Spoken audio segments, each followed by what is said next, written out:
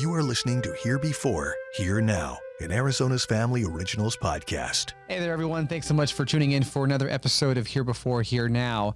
I am really excited to talk to my next guest. Her name is Dr. Yvette Brown-Shirley, and we've been just spitballing back and forth about what it's like to be an urban Indian, because both of us were born and raised in urban settings, which is pretty fun. And I love her story. She is a doctor, and she is a sports neurologist. I don't think you come across too many native sports neurologists really anywhere, so I think she's being hailed as one of the first ones here in the Southwest, which is pretty incredible, especially because there is a lot of inequity when it comes to healthcare, I'm sure, especially when it comes to neurological care in Native communities as well. So, Dr. Brown-Shirley, yeah, thank you so much for being here. Yeah, thank you for having me. It's a pleasure. Oh my gosh, so it's so cool. I mean, whenever I've gone to the hospital, I try to limit my doctor visits. It's terrible. Yes. You know, one of agree. the things I don't want to do often, but going to IHS was what I did growing up. You know, I was born at the Indian hospital here in Phoenix. Okay.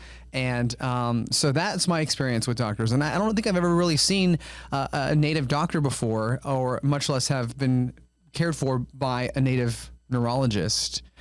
What's it like? I'm sure still to this day, you're probably one of the few Native people who are represented in the field of the medical industry. You got it. But Colton, can I introduce myself? Yes, absolutely. Yeah. So hi, Yvette Brown, Yunisha, Torichin Inishla.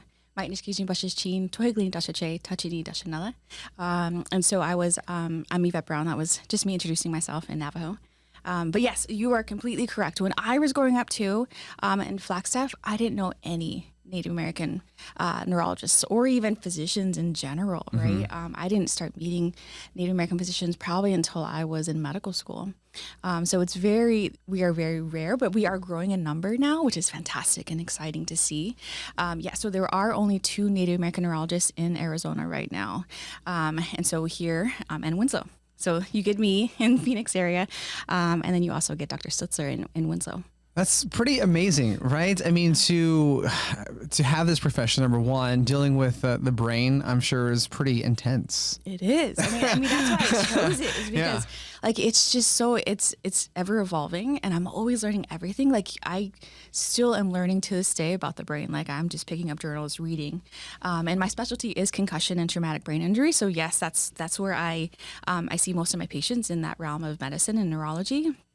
But I'm still learning about like memory disorders, headaches, movement disorders, all of those other realms of neurology that are just so fascinating. And we're just finding more and more about the brain.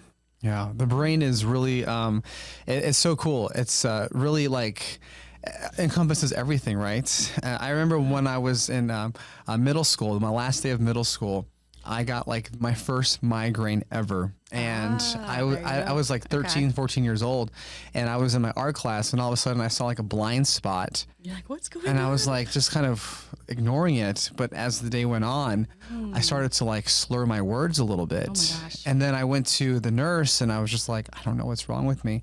And she, called my mom, picked me up and all that stuff. It was a migraine. So like I've had migraines off and on since then for the past like 20 plus years. And whenever I Google it, everything about the brain scares me, but it seems like it's the opposite for you. Yeah, no. Dr. Google can be very scary. Okay. Right. Try not to do that. But yeah, and migraines are so common. Just in the Native population, but non-Native as well. Really? I get Okay. migraines too. Okay. And that started in high school. So yeah, and we get the same type of thing where we get vision changes before the headache starts. And so very common. And we actually don't have any headache specialists on the reservations. Wow. Yeah, so none. And so there's a lot of disparity there, even though it's so common. So one of my goals is really try to getting out to the community and teaching them about like migraines and, first line therapy so that they know what to do because they're the first line. And then we can always be, as neurologists, second line in case things get bad. Wow, that's incredible. I mean, Yeah. that's something to think about as a headache. There's not a lot of like resources available for Native communities to go out and find or at least access. Yeah, lack of specialists is a very big issue, especially in the rural environment where our families are from, very much an issue. So that's what we're trying to address here. So I am actually the director of the Barrow Neurological Institute Native American Health Equity Initiative. And that was my chance to try to address health equities, neurological health equities, where I work at Barrow Neurological Institute. And so one of my goals is to get out to the community, start building these alliances, and start advocating for our people to start advancing our neurological health.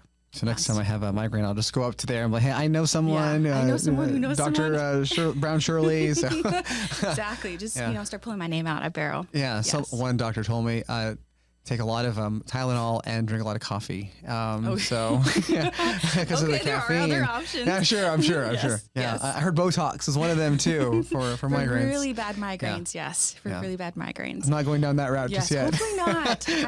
I do not wish that upon you. So when it comes to your story, I'm so fascinated. You said you grew up in Flagstaff, obviously have ties to the reservation. What made you decide to go into the field of medicine? Was it something that you were just kind of wanting to do ever since you were a kid, or was there a moment where you're like, this is what I want? I didn't have that story where I was like 6 years old playing with a stethoscope, or, I don't have that story. What I grew up was, I would say I was privileged in this type of family that I grew up in because my grandparents were educated. They graduated from college. My dad graduated from college, so I wasn't first generation college graduate. But what I was privileged in is just this growing up in this education rich family. So it was a given that I was going to be going to college, and so it was. I just grew up wanting to be educated. I remember thinking like I was going to go to college and do something more than that. Like I wanted to be a doctor of something. Like it didn't matter if it was doctor of medicine, like a PhD. I just wanted to be very educated. And then just trying to find something that I'm passionate about and that I love.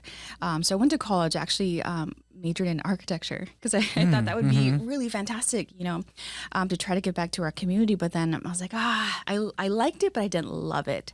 And so then that's when I switched gears, and I really have always loved math and science, a little bit of art. And so that's where I was like, So I ended up choosing my majors at Arizona State. So I graduated from Arizona State University with majoring in American Indian Studies and mathematics, with all of my pre-med classes, that you have to take as part of this journey to become a doctor. And so that's what really, so even then I was just kind of taking everything that I loved and putting that as part of my major. And my degree. And then after that, part of that journey is when my oldest nephew, started having seizures. And so he started having seizures, and that kind of walked me into the realm of pediatric neurology, because I would go with my sister. My sister's younger than me, and our parents to these meetings, to these clinic visits. And it was just so fascinating. So that I think things happen for a reason, and I just happened to be in that situation, and that just kind of got me on this pathway of neurology. And so when I got to medical school, I still kept it open, but neurology was still like fascinating to me. And that's just kind of what led me on this pathway to neurology. And I ended up choosing my pathway of pediatric neurology, I think because of that experience. And I just love kids in general. And then I further subspecialized in sports neurology and traumatic brain injury because I love sports. Wow. Yes. So I'm sure this journey is, taking you quite a few places. Yeah, it has. It's been long too, right? So it took 16 years after high school to get to finally being like completely trained on my own. So it's a long journey. Yeah. You have to have the drive, the passion, the persistence, and but it's fantastic. Once you're at the end of it, it's fantastic. Yeah, because in 16 years you can either be a sports neurologist or you're not, right? Exactly. And it's been great at this time. Like you have this chance to give back to our communities, and I found what I loved, and I love what I'm doing. So now, how can I give back to the community that has given back so much to me along this entire pathway? And this is my answer: is this Barrow Neurological Native American Health Equity Program that I've created? This is my answer to that, and to give back. When it comes to the topic of specialists, especially when it comes to those seeking care in Indian country, sometimes you have to wait, especially if you go through IHS or an IHS clinic, it could take several weeks, even months to finally see someone. Yeah. Especially neurology. And that's just an issue in general to get into neurology. So what we're trying to do with this initiative is get out to the community so that they already have connections to us. So say they have a simple question like, first time seizure in an individual, do I need to start medications for the seizure? And giving those answers to those rural healthcare providers who, again, are the first line and seeing these patients first.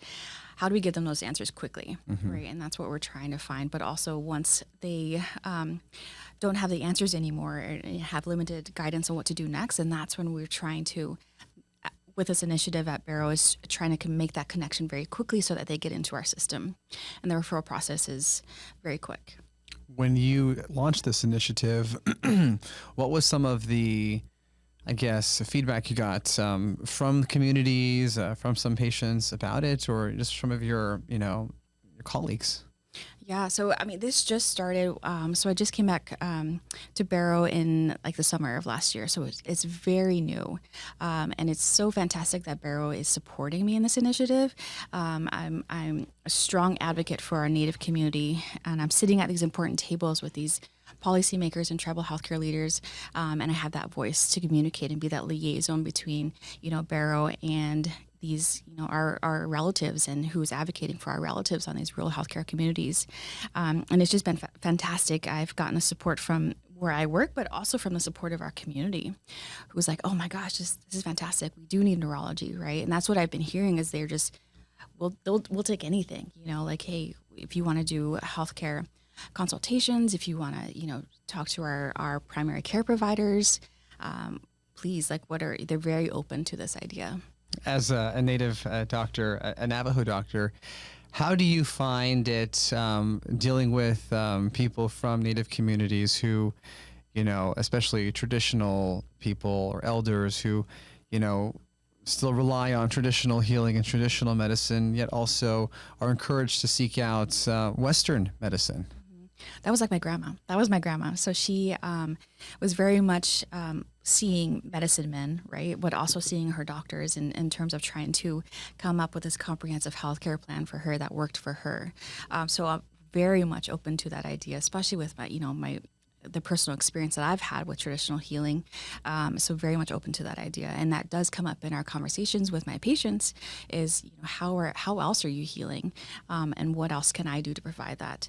There are a lot of traditional healers on the reservations, which is fantastic, especially at these tribal hospitals and clinics. And so very limited resources here in the rural Phoenix area, but we are still trying to make that connection here, at least acknowledging it and giving them resources to say they still want to seek out those resources. What can we do to help you facilitate that even here in Phoenix? I'm curious when you bring that up, especially to non-Native counterparts who are your colleagues or on the boards, policymakers and things of that nature.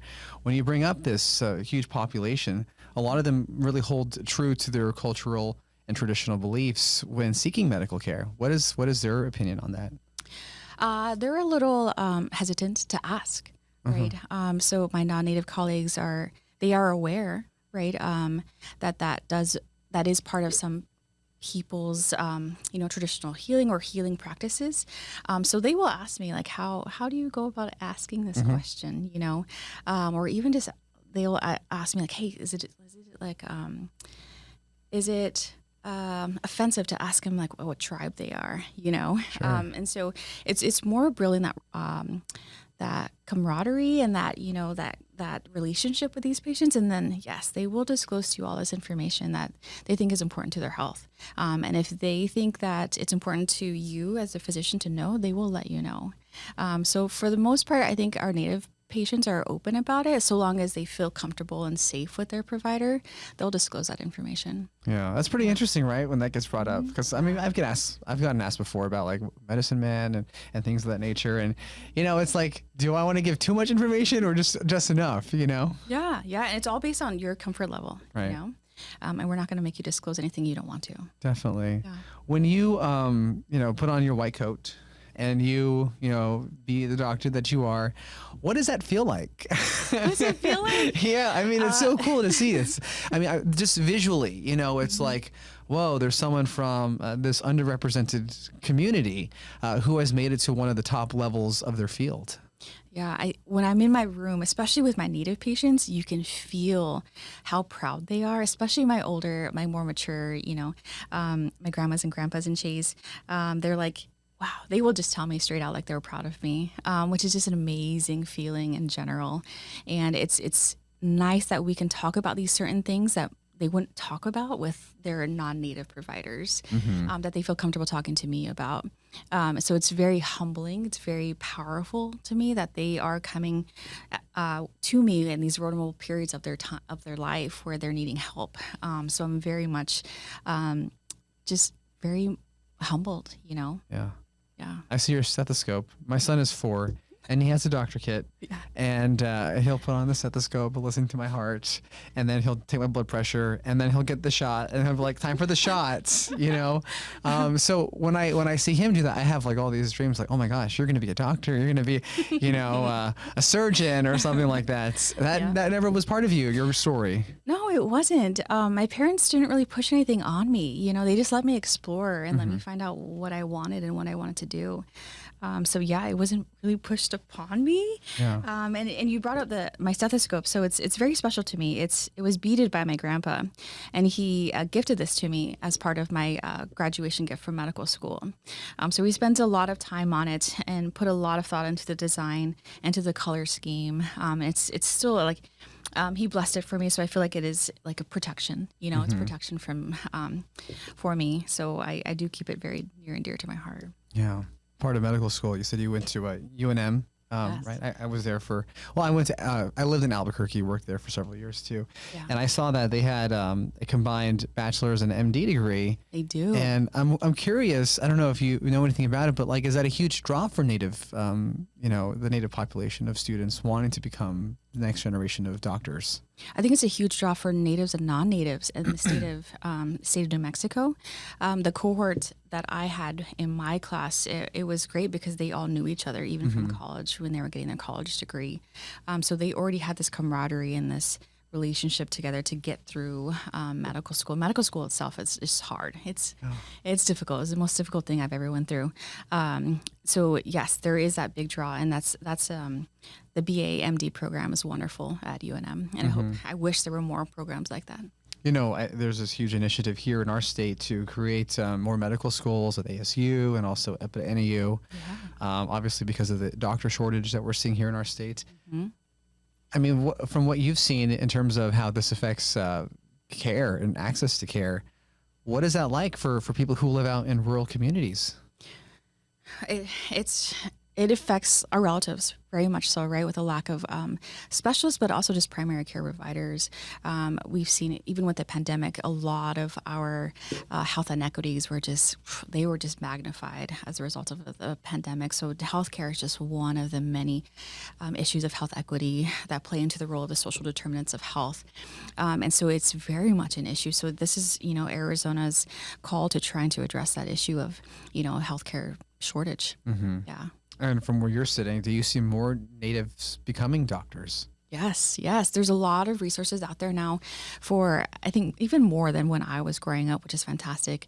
It's just trying to get these pathway programs in place so that our younger generation and our youth are feeling supported. And there's, like I've talked about, there's more than like 20 Native American physicians here in Arizona. I'm just one of them. So, making sure we as a cohort of Native American physicians make sure these students feel supported. And that's really one of the goals too, as this initiative, is just being more visible so that people know that we are here as Native American physicians. I've always been told that, we are going to open up the door. So it's our job to keep the door open for people who are younger than us, who are trying to, steer this pathway as well. What's one thing that you wish you knew 16 years ago, before you were stepping foot in this journey of becoming the neurologist that you are? It's gonna be tough. It's gonna be hard. Be persistent. Stay driven. Remember why you're doing this, because at the end, it's gonna be worth it. Yeah. Yes. We hear about burnout all the time in the health industry, medical field. I mean, have you experienced that while you have been going through school or practicing or? Fortunately, I mean, I'm so far, like, I'm so near out of like training that I haven't really felt that yet.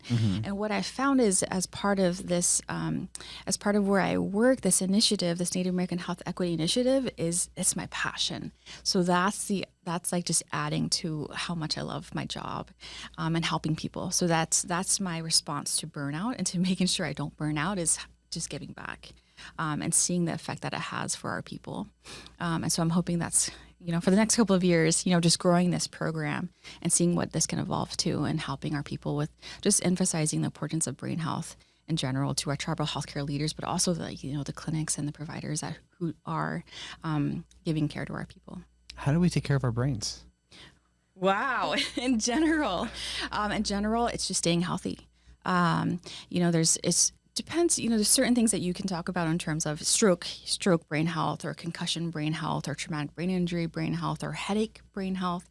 It really is, again, taking care of yourself, and, exercise goes a long way, really taking care of the chronic conditions that you do have, and then relieving stress in healthy ways as possible. Those would be the first things I would just say. General, just living a nice, healthy, balanced life. Are there certain things that happen with Native American population when it comes to their brain health versus the other populations? Are they more susceptible to something versus other groups? That's a good question, and a lot of it has to do with maybe lack of research as well.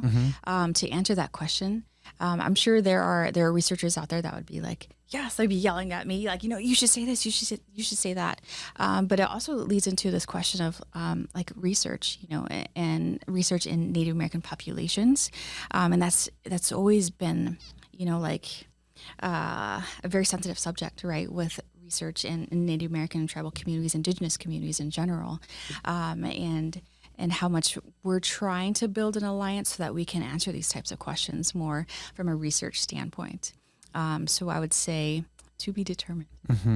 Yeah, but at this point in time, it seems like creating these pathways for access to this type of care, and also to this career, is pretty important. Yeah, and I think highlighting that there is a Native American neurologist, but we also need more, right? I mean, there shouldn't be 2 Native American neurologists in the state of Arizona. So just being more visible and saying, this is a fantastic field. Come join us in this field. It's a wonderful field. Have you ever scanned your brain? Have I? Yeah, so I have. I have had an MRI of my brain. Yes. And what did it look like? So I love showing brains to my patients, like imaging, either CT or MRI, because most people are just curious what it looks like. So if you just Google MRI of the brain, you'll see what I'm looking at all the time. Yeah. It's just fantastic. It's the intricacies of the brain are just, wonderful. I know they say humans use 10% of that. Can you shed light on that? I don't know about that specific number. I can't give you a specific number. You've heard of that, number. right? Yeah, right. Okay, yeah, exactly. No, I can't give you a specific number on that. Wow. That's pretty crazy though, what the brain can do. I think I read something a few weeks ago that there was a chip implanted in some person's brain to have them like move things or, just kind of like help create movements in people who have suffered from like a traumatic injury and they don't have any use of their arms or legs anymore. So it seems like there's so much more advancement in brain technology and also just what the brain can do one day. Yeah, we have a lot of devices for different reasons, for seizures, we have devices for that. We have devices that you can put on your legs to help you walk. So Barrow Neurological Institute, they have a wonderful outpatient rehab and inpatient rehab they are up to date on all the latest technologies to help with recovery from all types of brain diseases and disorders. Can the brain ever be cloned in a way that, like we're seeing all of this stuff happening with advancements in all of these technological fields.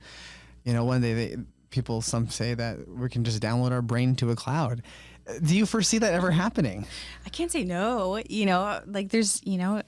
guess I can't say no. I'm sure it'll happen eventually, right? I don't know. I don't know that. I think there's endless possibilities. Yeah. Wow. What is your favorite thing about the brain? Oh man, there's so much to learn about it. You know, I mean, it's so hard to pick what I love specifically about the brain. It's just I love about neurology that I'm just learning more, and I keep learning and I keep learning. That's what I love the most. Mm-hmm. As part of your training, you probably have had to dissect a brain or look into a brain yourself, correct? Yes, I mean, not me necessarily, but again, there's a field of pathology where you will dissect. They will. After someone has passed away, they have the brain at the laboratory and they can see under the microscope certain things about the brain cells. So yes, I have seen it happen, but I personally have not dissected it. That's just so like, I mean, it's just mind blowing, right? It is. It's this organ, right? Yeah, It's very important one. Yeah, it's it's responsible for everything. For everything, right? I mean, you can't live without it. So it's just important. Yes, as every other organ of your body, but I just happen to love it the most. Yes. How do you take care of your brain? Man, depends on what you're talking about. You know, migraines, right? Migraines, it's really, I feel like headaches are just like a signal to ourselves. It's like a pop-up valve saying there's something going on. Either it's high stress, you're not drinking enough water, you're not eating enough. You know, there's a lot of aspects of migraine that are very holistic in a sense, where you have to pay attention to your body and know that, okay, actually I'm not exercising enough. I'm not drinking enough water. You know, my anxiety is too high or my stress is too high. I know this is just why I have migraines. I'm sure you know why you have migraines sometimes.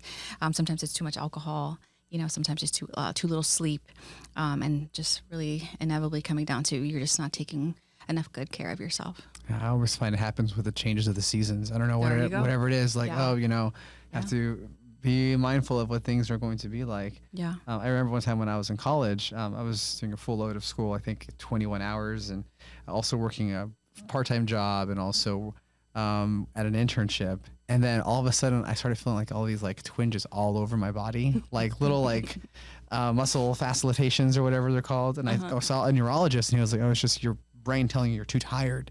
Yeah. You're so exhausted. Yeah, that or you we need see that with like eye twitching. Yes, exactly. Yeah, so exactly. I've tried to like, make sure that I take care of myself as best way as possible, because when it comes with the brain, like I said, I get freaked out. Yeah, it can do anything. And it's a lot of like introspection, like what is causing what, you know, and trying to hone in on these patterns of your body, especially with migraine. Like that, I mean, just because we have that in common, you can kind of get an idea of what's going on with your body if you just like hone in a little bit more.